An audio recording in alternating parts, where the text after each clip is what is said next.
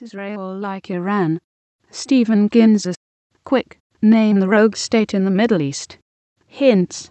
It has an active nuclear weapons program, but conducts it in secret. Its security organs regularly kill perceived enemies of the state, both at home and abroad. Its political process has been hijacked by religious fundamentalists who believe they are doing God's will. Its violent recklessness destabilizes the world's most volatile region, and it seems as deaf to reason as it is impervious to pressure.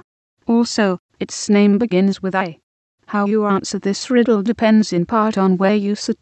From an American perspective, the obvious answer is Iran.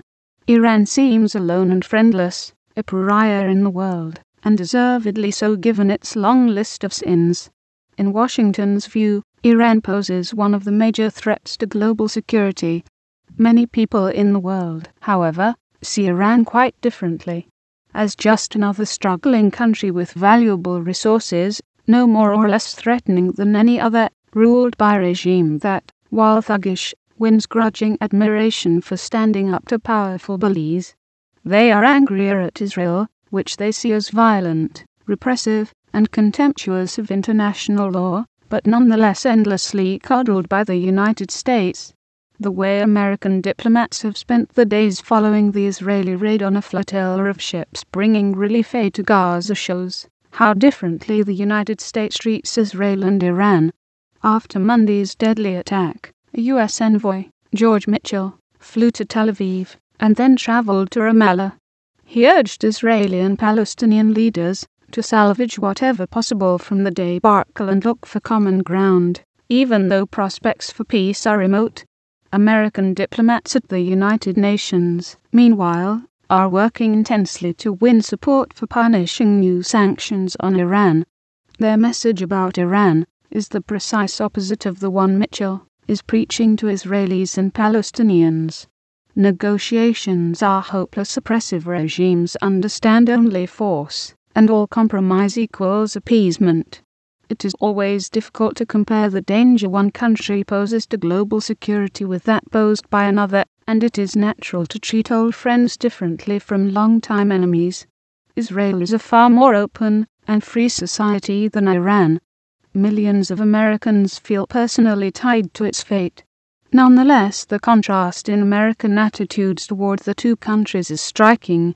Toward Israel the attitude is, "You may be rascals sometimes, but whatever pranks you pull, you're our friend and we'll forgive you." Toward Iran, it's the opposite. "You are our implacable enemy, so nothing you do short of abject surrender will satisfy us." This dichotomy is now on especially vivid display.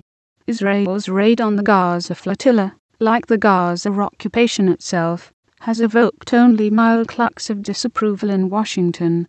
But when Turkey and Brazil worked out the framework of a possible nuclear compromise with Iran a couple of weeks ago, American officials angrily rejected it.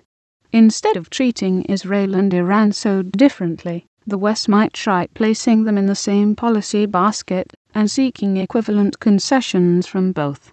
It is easy to denounce Israel and Iran as disturbers of whatever peace exists in the Middle East, and to lament that the region will be in turmoil as long as they keep behaving as they do. More important is the fact that both countries are powerful and can upset any accord to which they are not a party.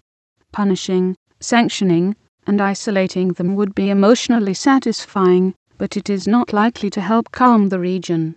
Instead of pushing Israel and Iran into corners, making them feel besieged and friendless, the world should realize that without both of them, there will be no peace in the Middle East.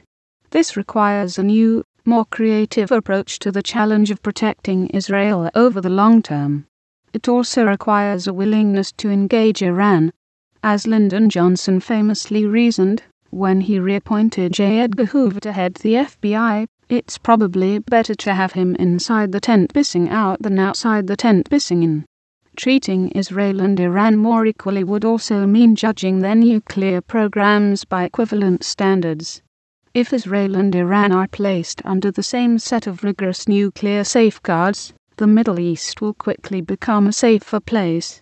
In the same spirit of equality, The world should do whatever possible to encourage higher human rights standards in Israel and Iran. Ruling groups in both countries treat Zionist critics as traitors or terrorists. They rule without the tolerance that illuminates Jewish and Persian history. Israel and Iran have come to pose parallel challenges. They are the region's outcasts, yet the region will never stabilize until they are brought back out of the geopolitical cold. Rather than stoke their escalating hostility, the United States should work to reduce tensions between them. Holding them to the same standards would be a